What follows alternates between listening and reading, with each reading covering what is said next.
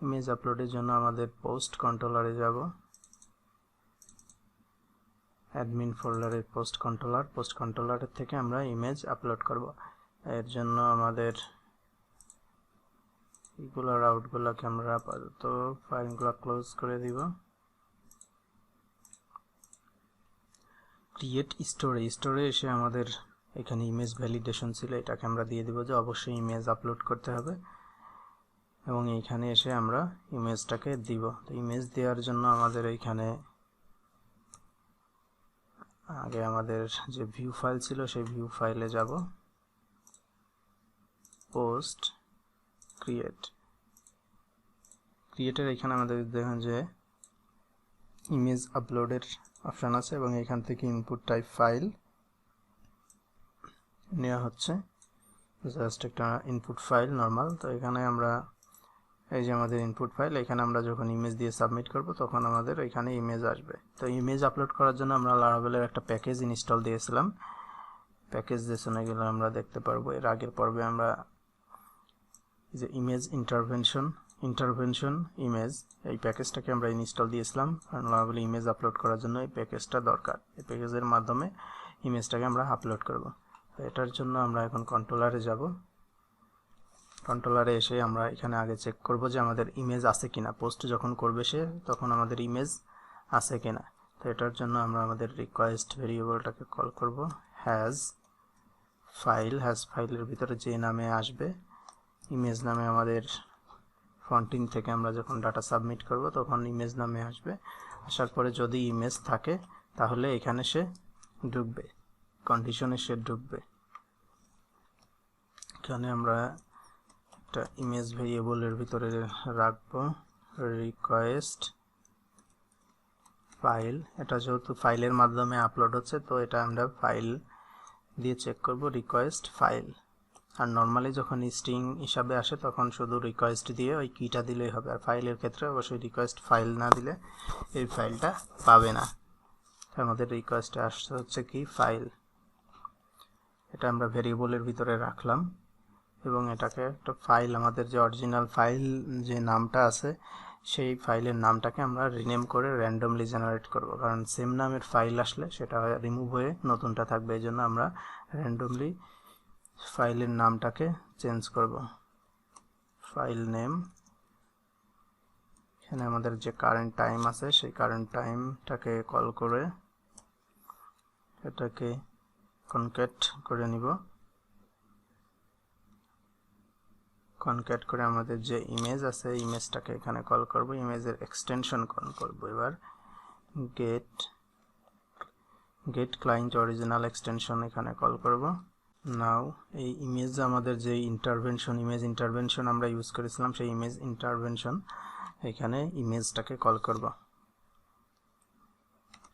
Image intervention এখানে দেখেন যে ইমেজ ইন্টারভেনশন ফেসাদ আমাকে সাজেশন করতেছে, ইমেজ ইন্টারভেনশন ফেসাদ। এখানে মেক ইমেজ ইন্টারভেনশনের ইমেজ কল করে মেকের ভিতরে আমাদের যে ইমেজ আছে ইমেজটা দিলাম এবং এইখানে আমরা সেভ কল করে কোথায় সেভ করব সেটা আমাদের বলে দিতে হবে, সেভ।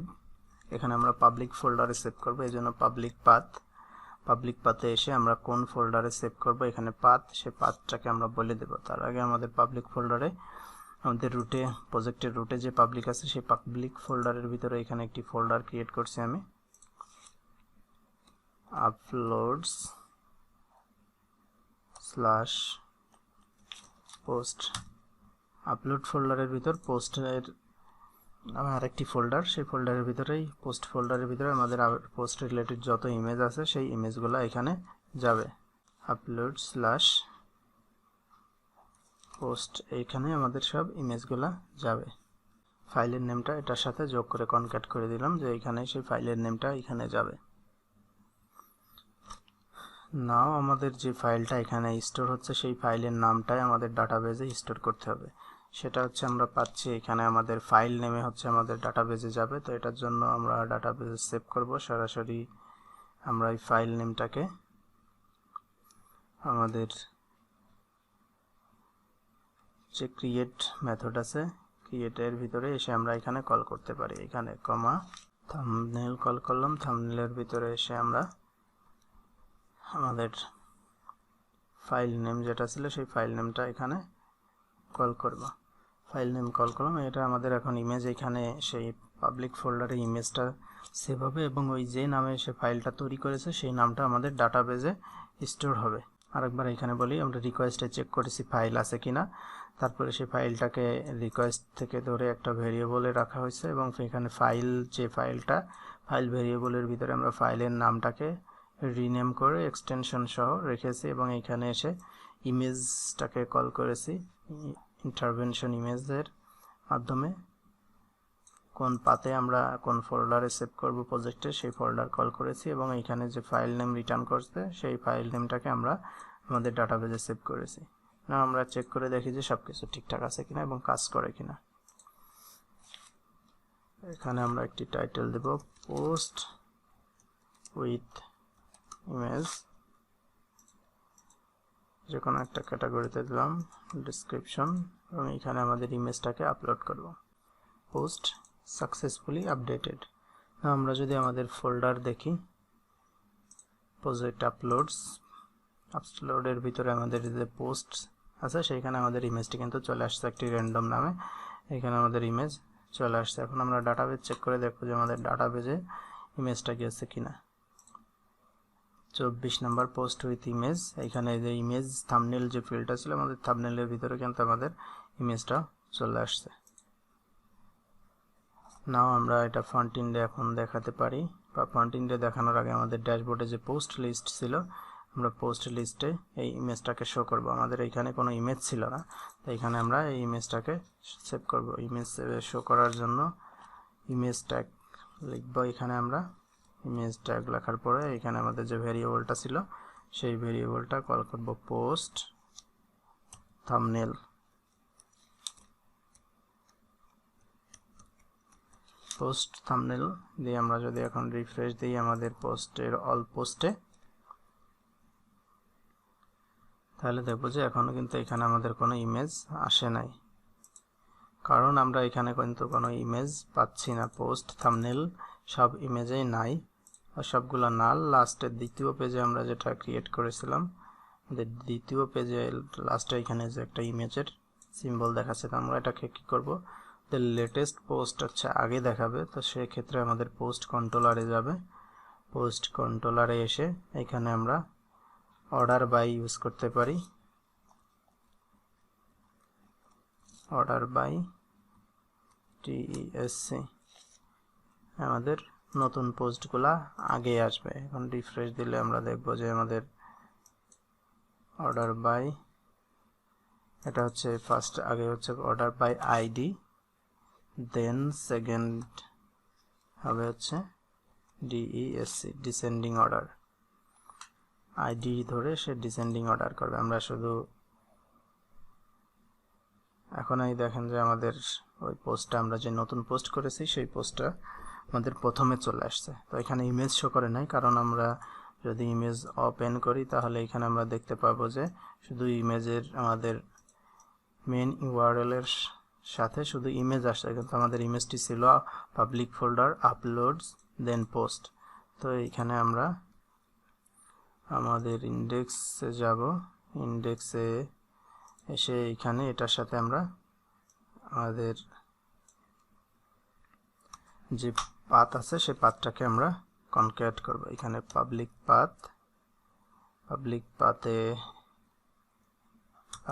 পাথ আমাদের এখানে না দিলেও চলবে,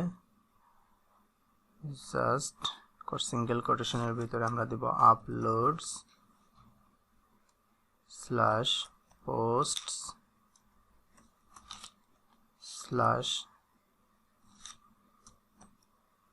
দিয়ে কনকেটেশন দিয়ে আমাদের যে থাম্বনেল ভেরিয়েবলটা ছিল সেই ভেরিয়েবলটা দেব। এখন আমরা যদি রিফ্রেশ দিই তাহলে আমাদের ইমেজ আমরা এখানে আশা করি দেখতে পারবো। ইমেজ চলে আসছে কিন্তু অনেক বড়, তো এখানে আমরা ইমেজটাকে একটু ছোট করে দিই উইথ 50 পিক্সেল, হাইট 50 পিক্সেল, তাহলে আমাদের ছোট আকারের ইমেজটি এখানে শো করবে। আমাদের ইমেজ চলে আসছে, আর বাদ বাকিগুলোর ইমেজ নাই, এই জন্য এরকম দেখাচ্ছে। এটা আমাদের ইমেজ চলে আসছে। তো এই ইমেজটি আমরা ফ্রন্ট এন্ডে শো করব। ফ্রন্ট এন্ডে শো করার জন্য আমাদের যে ওয়েলকাম ব্লেড ছিল, ওয়েলকাম ব্লেডে যাব। ওয়েলকাম ব্লেডে এসে সেম ওয়েতে আমরা আমাদের ইমেজটাকে শো করব। তো এখানে আমাদের যেটা কল করেছি এটাকে আমরা কপি করে নিচ্ছি, ওয়েলকাম ব্লেড। এইখানে এসে আমাদের ডাটা এসআরসির ভিতরে ইমেজটা ছিল, তো এসআরসিটাকে আমরা এখান থেকে কপি করে রাখবো। এটাকে কমেন্ট করে এখানে আমাদের দুটা ডুপ্লিকেট করে আমি একটা কমেন্ট করে রাখলাম, আর একটার ভিতরে আমাদের যে ভেরিয়েবলটা ছিল আপলোডস পোস্ট, তারপর হচ্ছে আমাদের থাম্বনেল, এটাকে আমি পেস্ট করে দিলাম। এখন আমরা যদি আমাদের হোম পেজটাকে রিফ্রেশ দিই তাহলে এখানে আমাদের ইমেজ এখনো আসে নাই। ইমেজটাকে দিলাম,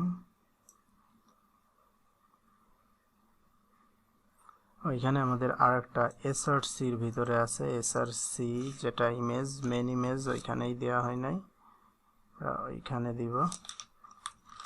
এটাকে পেস্ট করে দিলাম, সোর্সের ভিতরে আমরা না দিয়ে আর একটা ডাটা সোর্সে দিয়েছি, এই জন্য আসে নাই। আমাদের বাদবাকি যে পোস্টগুলো ছিল সেই পোস্টে কোনো ইমেজ নাই, এই জন্য এরকম দেখাচ্ছে।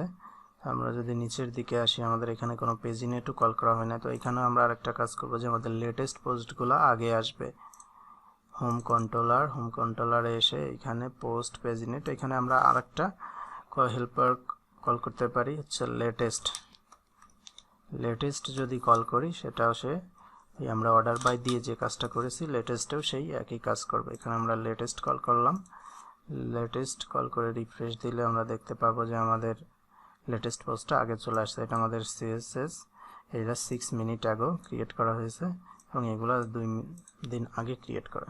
না আমাদের ইমেজ আপলোড এবং শো করার কাজ হয়ে গেছে। এখন আমরা কি করব, সেম ওয়েতে ইমেজ আমরা যখন কোনো পোস্ট আপডেট করব, যেমন এখানে আমাদের দ্বিতীয় পোস্টটাতে বাকি পোস্টগুলোতে ইমেজ নাই, তো ইমেজ যখন আমরা আপলোড করব এখানে আমরা ইমেজ দিয়ে দেবো। তো এটার জন্য আমাদের পোস্ট কন্ট্রোলারে আবার যাব, এসে আমরা যে স্টোর করেছিলাম সেম এই স্টোরটাকে আমরা কপি করে নিব। স্টোরে ইমেজের যে কোডটুকু আমরা করেছিলাম সেটাকে আমরা কপি করে নিচ্ছি।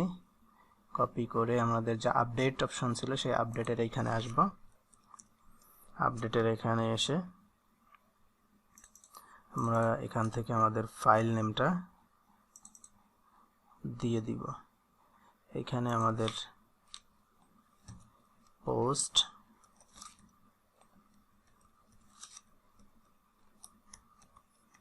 থাম্বনেল কল করব এবং আমাদের এখানে ফাইল নেম যেটা ছিল ফাইল নেমটাকে কল করব এবং ডাটাবেজে সেটা স্টোর হবে এবং এখানে আমাদের পোস্ট ফোল্ডারের ভিতরে আপলোড পোস্ট ফোল্ডারের ভিতরে আমাদের ইমেজটি আপলোড হবে।